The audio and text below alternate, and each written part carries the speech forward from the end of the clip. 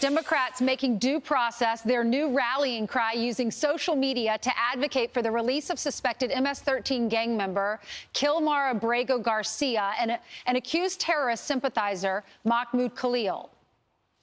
Also here to put Donald Trump and his administration on notice with their abuse of power, that it is not going unchecked. Khalil deserves due process from a system that respects his constitutional rights, not one that isolates him. We must demand justice. More importantly, we're here to raise awareness that Kilmar needs to come home. We have to draw the line here. We have to make a big deal about this. Members of Congress have to come here. Host of the Brett Cooper Show, we have Brett Cooper here. Hey, Brett, thanks for coming on.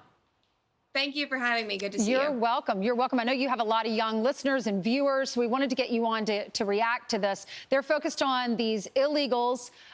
Many of them are in gangs. Many of them are criminals. They're going to their facilities. And then they're focused on these individuals that are sympathizers with Hamas, which is a terrorist organization. Why are the Democrats so focused on this issue?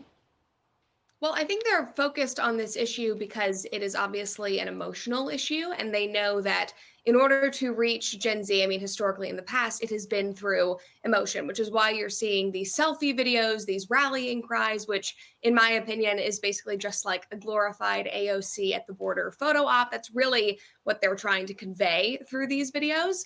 But they know that that has been the way to reach Gen Z, and they're trying all they can to do that. And they're trying through social media. Does it work? Do these messages work for that generation on social media?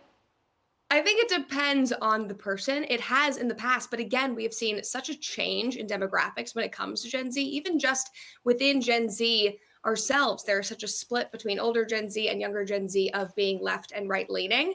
And so I think that the tactics that they have been able to use in the past to reach my generation, through social media, using big, broad, emotionally charged language, that might not work the same way that it has in years past. I think they need to listen to their voters for once and actually see how they're responding. Yeah, and Brett, we learned that Dick Durbin, he's announced that he's the #2 Democrat in the Senate, that he is not going to seek re-election. And there's a new poll out of Harvard. They do this poll annually. It's young Americans that are polled age 18 to 29, and their approval rating for the Democrats in Congress is souring. In 2017, it was 42%. In 2020, 48%. And now it's 23%. Why is that? I think the biggest thing is that the Democrats are completely out of touch with their voter base. And you see members of Congress like Dick who are so old. They are aging out. We do not want them in Congress anymore on the left and the right. And I think that young people feel unrepresented and they are fed up. And if they don't like Donald Trump, then they're angry that their representatives are not pushing back enough. If they are more common sense in the center, they're angry with how radical they've gotten. They just feel completely left alone.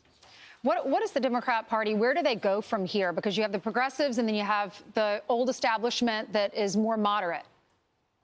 I think that truly they are honing in on AOC, and we're seeing AOC and Bernie Sanders do this whole, fight the oligarchy tour that they're doing around the United States. They're flying on their private jets, saying that they're going to fight the elites, which is so ironic. But obviously, they're garnering a huge audience. And I think that the Democrats are finally waking up to the fact that the establishment elites that they've been pushing for the last however many years, that really isn't speaking to modern Democrats. That isn't speaking to young Gen Zers on the left, the remaining people that they have. And so I think that they are going to have to change course. We will see if that works. We'll see if AOC resonates with as many people as they're hoping. But I mean, that is up for the voters to decide.